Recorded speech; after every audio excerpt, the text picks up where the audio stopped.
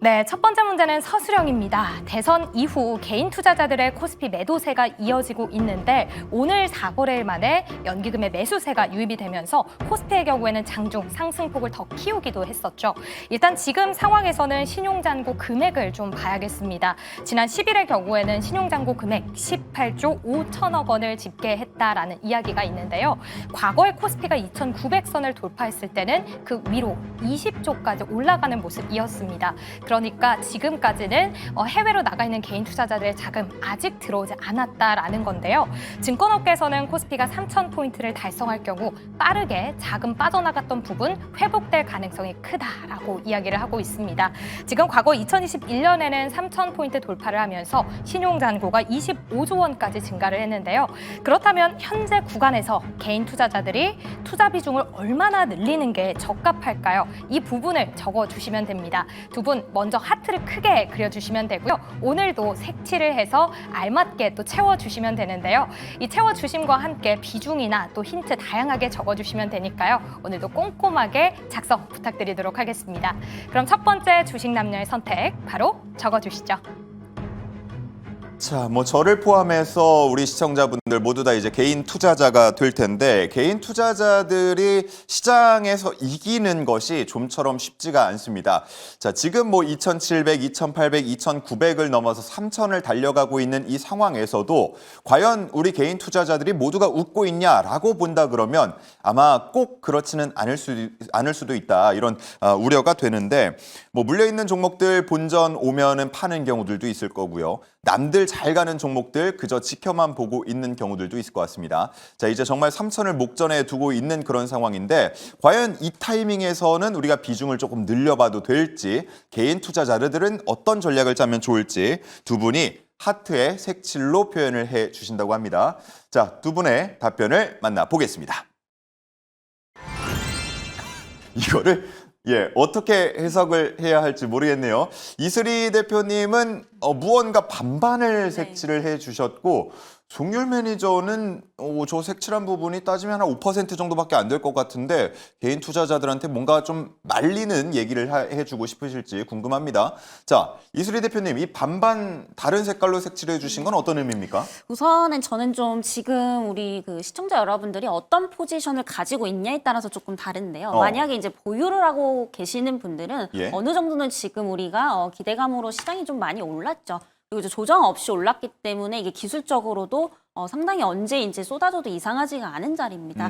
네, 그래서 리스크 관리 차원에서 어느 정도 이제 수익을 보신 분들은 절반 정도는 이제 익절을 하시고 어느 정도 챙겨놓고 나머지를 이제 또 3,000 이상까지 좀 바라보셔도 좀 좋지 않을까라는 점에서 말씀을 좀 드렸고요.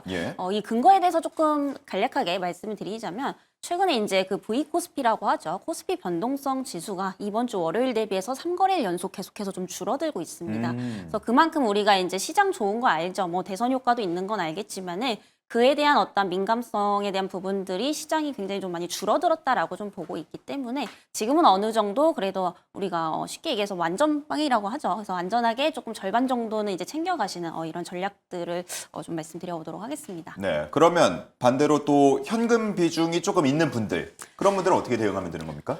일단 현금 비중이 있는 분들은 여기서도 또 갈릴 것 같아요. 그러니까 나는 정말 이제 보수적인 투자자다라고 하시는 분들은 조금 기다리셔도 괜찮을 것 같거든요. 아직은? 네, 왜냐하면 이게 산이 깊어지게 많이 올라갈수록 이제 골도 깊어질 수밖에 없는 부분들이기 때문에 이 정도로 V자 반등이 나왔으면은 기술적으로 한 번은 좀 크게 쏟아질 수밖에 없습니다. 만약에 이제 조금 공격적으로 투자를 하시는데 지금 만약에 현금에 대한 비중이 굉장히 높다라고 하시는 분들 사실 여기서는 좀 분할 매수를 하시는 게 맞지 않나라고 보고 있어요. 왜냐하면 지금 난 공격적으로 투자를 해야 되는 그런 상황인데 또 이제 여기서 조정 안 주고 올라갈 수도 있는 부분들이거든요. 그래서 그런 부분들을 놓치지 않으시려면 예를 들어서 비중을 지금 한 30% 정도 들어간다라고 하시는 분들은 조정 나올 것을 감안해서 한 번에 다 들어가시는 게 아니라 5%, 10% 이렇게 나눠서 들어가시는 전략 말씀드리도록 하겠습니다. 참 이게 분할 매수, 분할 매도 이런 얘기를 저희가 많이 드립니다만 개인 투자자 입장에서 그거를 원칙을 딱 지켜서 하는 게 정말 쉽지 않다는 걸 누구보다 저도 잘 알고 있기 때문에 우리 시청자분들이 어렵겠지만 좀 이런 전략들을 잘 따라 주십사 이렇게 얘기를 한번 드려보겠고요.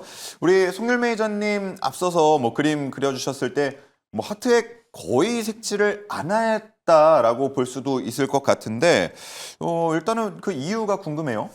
예, 뭐 어떤 분은 이제 지방간이라고 하시던데, 자, 지금 중요한 건 5% 정도는 여러분들이 더 진입을 하셔도 됩니다. 자, 왜 그러냐면은 지금까지 증시를 끌어올린 주 수급이 누구냐? 바로 외국인하고 기관이었습니다. 그러니까 개인 같은 경우는 아직까지 뚜렷한 포지션 안 나오고 계속해서 매도 포지션을 이어가고 있는 상황이기 때문에 확실한 추세 전환의 시그널은 아직까지는 안 나왔다라고 보고 있고요. 연기금이 지금 들어왔다는 데 좀 의미를 둘 필요가 있는데, 중장기적 관점에서는 약간 하방 압력이 해소가 됐다, 이렇게 좀 볼 수 있어요. 예. 하지만 지금까지 많이 올랐습니다. 지금 앵커님께서도 아마 아실 텐데, 이제 5월 중순에는 한 2,600포인트였거든요. 지금 2,900포인트입니다. 너무 많이 올랐어요. 그러니까 어느 정도 차익 매물이 나올 수가 있고, 사실 우리 증시가 최근에 좀 많이 반등 가능했던 건 뭐냐면은 신정부에 대한 기대감, 그리고 우리나라 증시 같은 경우는 글로벌 증시랑 괴리가 컸었습니다. 그 갭을 메꾸면서 어느 정도 지금 이제 기대 심리가 작용을 했는데, 단기간에 너무 많이 올랐기 때문에 조금은 보수적으로 접근하신 것도 좋을 것 같고요. 뭐 정책이라든가 지금 최근에 시장을 주도하고 있는 섹터 같은 경우는 체크를 하셔도 좋습니다. 뭐 인프라 정책, 그리고 뭐 AI 방산 쪽 같은 경우는 어느 정도 단기적으로는 비중 확대가 가능하긴 하겠지만,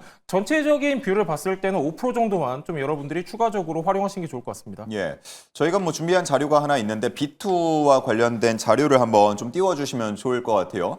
자, 우리 송률 매니저님께 한번 여쭤보도록 할게요. 지금 뭐 증권사에서 많이 좀 꼬시고 있는 것 같아요. 쉽게 말하면 이자율을 좀 낮춰줄 테니까 많이 빌려서 한번 사봐라, 이렇게 얘기를 하는 것 같고, 실제로 지표로도 어느 정도 좀 나타나고 있는데, 자, B2에 대해서 B2를 고민하는 분들에게 뭐 한마디 해주신다면요?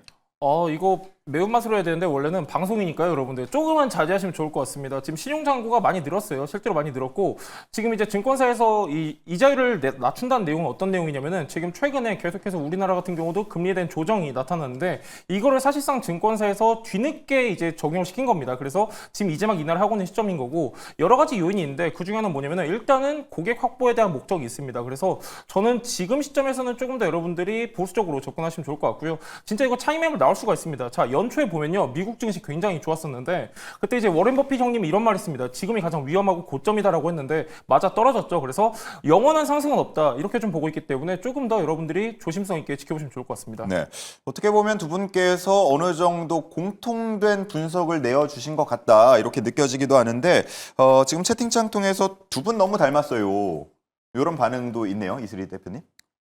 닮았나요? 네, 뭐 네. 별로 탐탁진 않으신. 아닙니다. 예. 네. 알겠습니다. 제가 두 분께 궁금한 부분이 하나 또 있습니다. 지금 어쨌든 3천을 향해서 달려가고 있는 우리 증시, 지금 바라보는 시각이 좀 나뉘는 것 같더라고요. 3천이라는 숫자, 상징적인 숫자에 도달했을 때 차익 실현이 그제서야 나오면서 급격하게 다시 빠질 것이다 라고 보는 시선이 있는가 하면, 3천이라는 숫자를 확인하면 더 많은 매수세가 달려들 것이다, 이렇게 내어놓는 분석들도 있는데, 두 분은 어떻게 생각하시는지 궁금해요.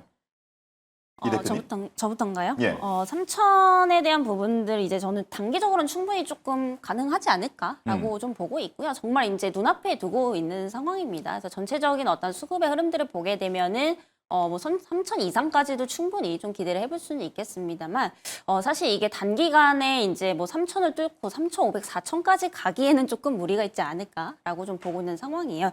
왜냐하면 지금 어느 정도 물량 흡수를 해야지 그만큼 이제 더 높아질 수가 있는 부분들인데, 보시면은 지금 이제 하루 등락률을 보게 됐을 때 그동안 이제 정말 조정 없이 이제 평균적으로 1.5% 이상씩 막 상승을 해왔던 예. 이제 부분들이거든요. 그리고 또 한 가지 제가 약간 조금 거슬리는 부분이 뭐냐면, 이제 코로나19 때 우리가 좀 3,300까지도 코스피가 이제 갔었던 그랬죠. 부분들이죠.